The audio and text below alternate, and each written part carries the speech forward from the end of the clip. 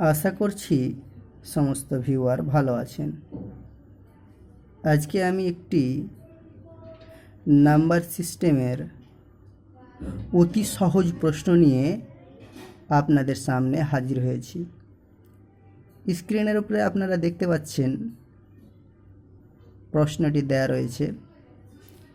এ ধরনের প্রশ্নগুলি দেয়া হয়ে থাকে সাধারণ বুদ্ধি পরিমাপের জন্য। প্রশ্নটি দেয়া রয়েছে যে একটি সংখ্যা 400 হতে যত বড় 600 থেকে তত ছোট, তাহলে সংখ্যাটি কত?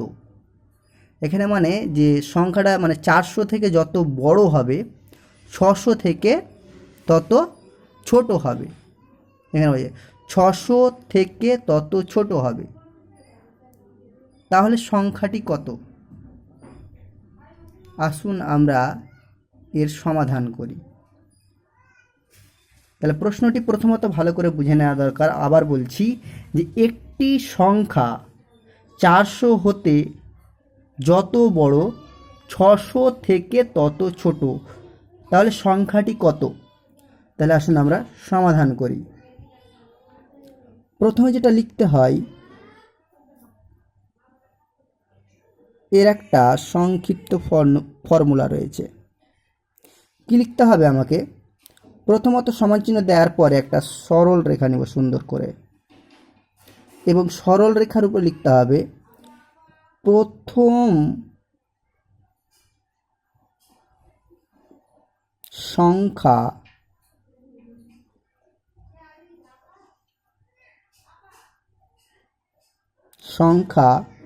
যোগ কি লিখব?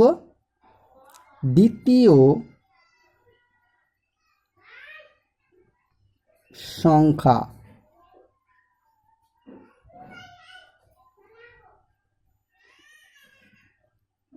এটাকে যদি আমরা প্রথম বন্ধনীতে ঘিরে দিই তাহলে দেখতে ভালো লাগবে। বাই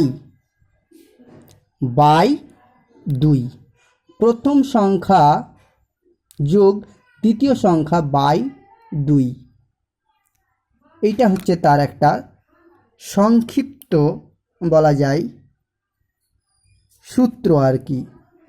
এবার আমরা একটা সরলরেখা সমান চিহ্ন দিব সুন্দর করে, তারপর একটা আবার সুন্দর করে সরলরেখা নেব।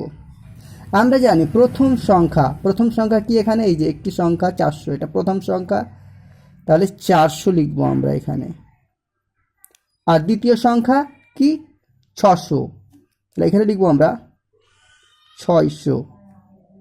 প্রথম বন্ধনীতে ঘিরে আছে, আমরা ঘিরে দেব বাই 2।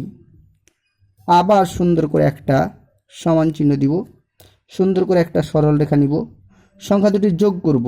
তাহলে আমরা জানি 600, 400 যোগ 600 সমান 1000 বাই 2 সমান, এই 2 দিয়ে 1000কে ভাগ করলে কত হবে? 500। তাহলে সংখ্যাটি কত? অতএব আমরা লিখব সংখ্যাটি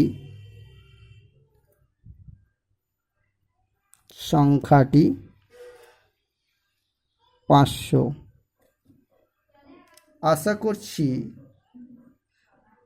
আপনারা সকলেই বিষয়টি ক্লিয়ারভাবে বুঝতে পেরেছেন।